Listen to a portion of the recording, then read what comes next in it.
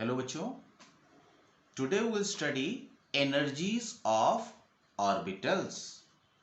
हमने ऑर्बिटल्स के बारे में पढ़ा S P D F and these orbital lies in shells. तो हर एक शेल्स के अपने ऑर्बिटल्स होते हैं।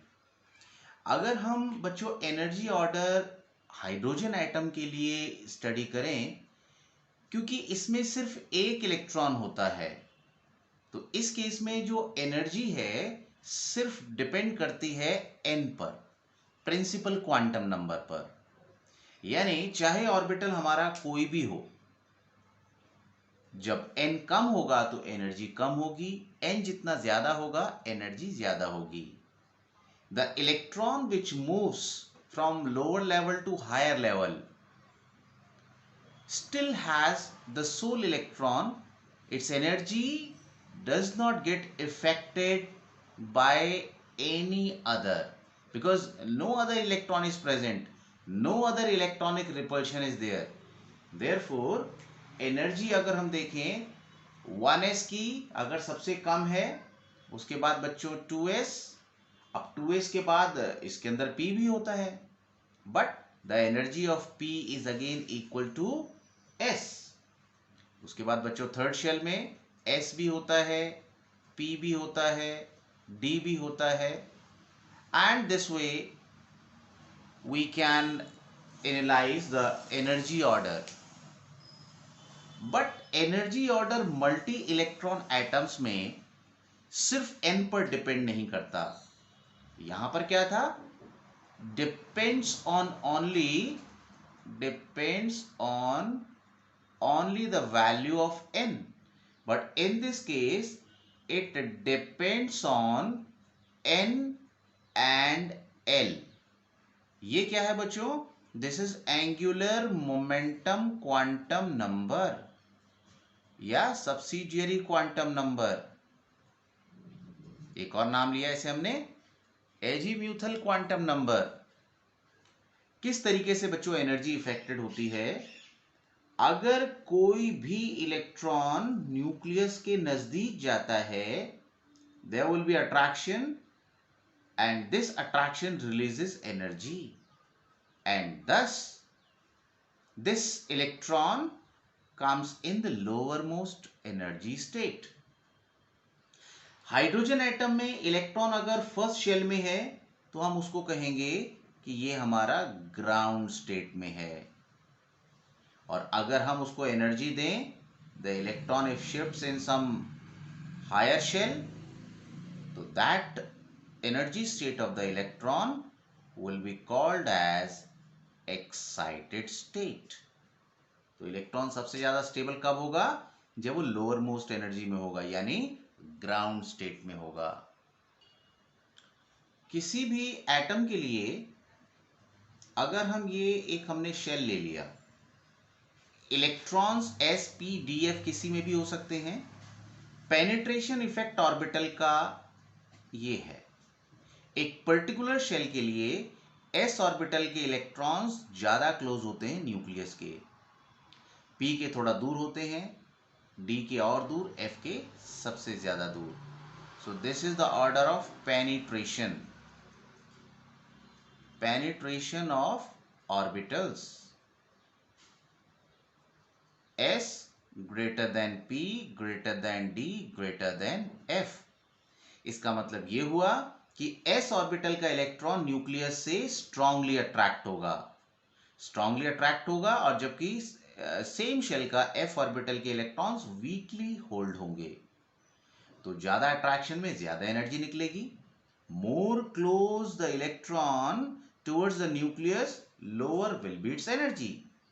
तो अगर हम ऑर्बिटल्स में एनर्जी देखें, एनर्जी ऑर्डर, मगर ये एनर्जी ऑर्डर सेम शेल के लिए है, तो उस केस में S से ज्यादा एनर्जी P की, P से ज्यादा D की, और D से ज्यादा F की।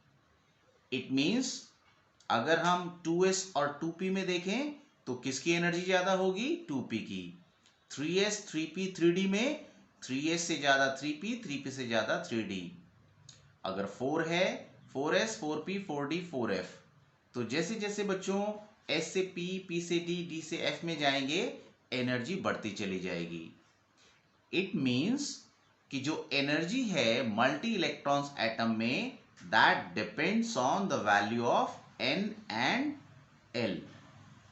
n ज्यादा पर भी एनर्जी ज्यादा है और l ज्यादा होने पर भी एनर्जी ज्यादा है। यानी ऑर्बिटल्स जब n प्लस l वैल्यू जितनी बढ़ती जाएगी, एनर्जी भी बढ़ती जाएगी। इसका इंपैक्ट क्या हुआ बच्चों?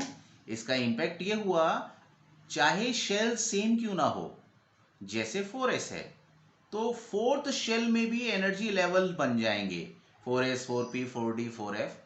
Again that shell will break up into some energy levels. वो एक एनर्जी का नहीं होगा, again this will get split up into some energy levels. तो बच्चों हमने पढ़ा एनर्जी किसी भी इलेक्ट्रॉन्स की, जितना ज्यादा न्यूक्लियस का अट्रैक्शन होगा, जितना ज्यादा न्यूक्लियस का इफेक्टिव चार्ज ज्यादा होगा, उतना उसकी एनर्जी रिड्यूस हो जाती है। ये बच्चों जैसे एक एग्जांपल न्यूक्लियस है, ये अंदर के शेल के इलेक्ट्रॉन्स हैं, ये बाहर का शेल का इलेक्ट्रॉन है। अब जो ओवरऑल वैलेंस शेल के लिए हम अट्रैक्शन देखेंगे, that attraction not only depends on the charge of nucleus but also on the filling of electron in the inner shells। Nucleus और इलेक्ट्रॉन में अट्रैक्शन होता है, मगर जो अंदर के शेल के इलेक्ट्रॉन्स हैं, ये क्या करेंगे? They will repel this electron. So the overall attraction depends on their net effect. तो ये जो बच्चों अंदर के शेल के इलेक्ट्रॉन्स हैं, दे get attracted by the nucleus, they repel this valence shell electron, and thus this electron does not have that much power of the nucleus to attract it towards it। तो ये effect कहलाता है shielding effect या screening effect. Shielding या screening effect. तो screening effect क्या हुआ बच्चों?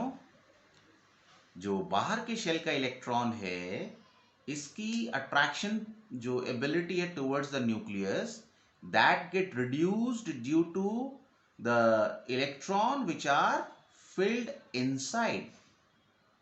This is called as shielding effect. किसी भी ऑर्बिटल की एनर्जी देखनी है तो बच्चों हम n प्लस एल रूल लगा सकते हैं।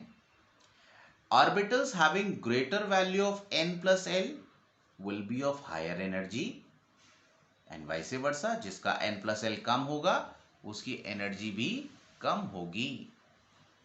और अगर बच्चों दो ऑर्बिटल्स का n plus l सेम आ जाए तो उस केस में हम देखेंगे the orbitals having greater value of n will be of higher energy।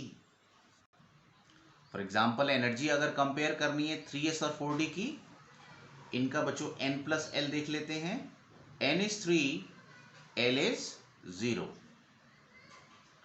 n is 4 and l is 2, so overall answer will be 6।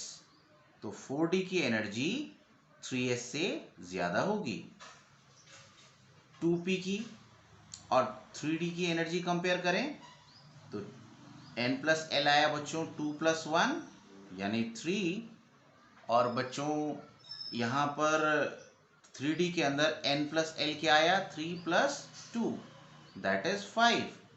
तो ऑर्बिटल 3d में n प्लस एल 5 है which is more than 3। So energy of 3d orbital is more. Now taking one more example, 4s and 3d। n है 4, l है 0, सम is 4। 3d में n है 3 और l है 2, answer is 5। So the energy of 3d is greater than 4s। Now if we compare 4s with 3p, यहां बच्चों n plus l दोनों का सेम है। तो अब क्या देखेंगे हम? अब देखेंगे सिर्फ n। जिसका n ज्यादा उसकी एनर्जी ज्यादा। as the n plus L for both is 4, but the value of n is 4 for 4s and only 3 for 3p, so the energy of 4s orbital will be higher. Even बच्चों same अगर orbital है, जैसे मैं 2s orbitals की energy compare कर रहा हूं, but the 2s orbital is of different atom. यहाँ हाइड्रोजन का है, ये लिथियम का 2s है, ये सोडियम का है 2s, मगर न्यूक्लियर चार्ज सब में अलग अलग है.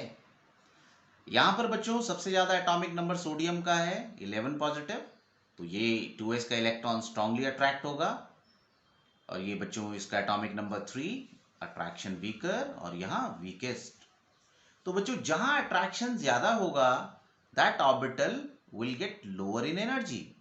तो एनर्जी हमारी जहां इफेक्टिव न्यूक्लियर चार्ज ज्यादा है, सोडियम का 2s, इसकी एनर्जी सबसे कम होगी, फिर लिथियम की, और फिर हाइड्रोजन एटम के 2s ऑर्बिटल की.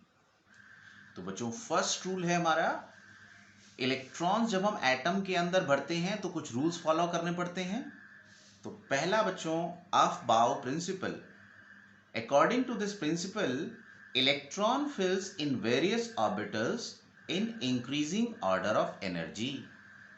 तो पहले हम इलेक्ट्रॉन उस ऑर्बिटल में भरेंगे जिसकी एनर्जी सबसे कम है, उसके बाद next higher and so on. तो एनर्जी ऑर्डर को बच्चों याद रखने का तरीका क्या हो सकता है? उसके लिए आप ये सीक्वेंस एक बार याद रख लें. s ऑर्बिटल मैंने ड्रॉ कर दिए हैं 1 to 7, p ड्रॉ किए हैं 2 to 7, 3 से लेकर 6 तक d, और 4 and 5 f. तो अगर इसको बच्चों मैं ऐसे डायगनली एरो दिखा दूं, तो ये सबसे पहले कौन सा ऑर्बिटल को मैंने क्रॉस किया? 1s को, देन 2s को, and this is also the energy order. After that 2p 3s, 3p 4s, 3d 4p 5s, 4d 5p 6s, 4f 5d 6p 7s, 5f 6d and 7p. तो इस तरीके से बच्चों हम energy order को याद रख सकते हैं. जैसे ही यहां पर इसका हेड जाएगा, इसको इसके टेल से ज्वाइन कर दो. Again we have to start it from the top. So this is the energy order. मगर इलेक्ट्रॉन फिल करते वक्त एक चीज का ध्यान रखना है कि s ऑर्बिटल में मैक्सिमम कितने इलेक्ट्रॉन? 2. p की कैपेसिटी 6 इलेक्ट्रॉन की, d की 10 की, और f की 14 इलेक्ट्रॉन्स की.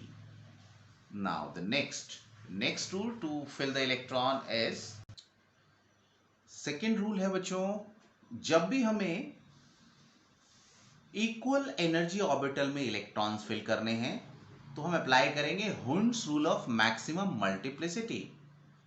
ये 5 d ऑर्बिटल हैं जिनकी एनर्जी बराबर है. ऐसे बच्चों p में 3 होते हैं, f में 7 होते हैं.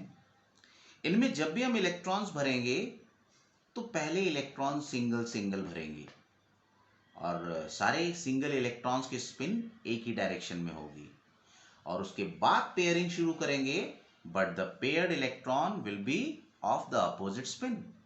सो the rule is, pairing of electron takes place only when all the equal energy orbitals have one electron each with parallel spin.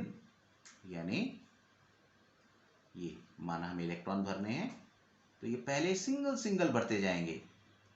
Still we have electron left to fill in, तो इसके बाद हम pairing start करेंगे, but the paired electron will be of the opposite spin. बाकी बच्चों next some special case, half filled और fully filled orbitals की stability क्यों ज्यादा होती है, और कुछ एग्जांपल्स लेकर मैं आपको इलेक्ट्रॉनिक कॉन्फ़िगरेशन ड्रॉ करके दिखाऊंगा, but that will take in the next video. Thank you बच्चों.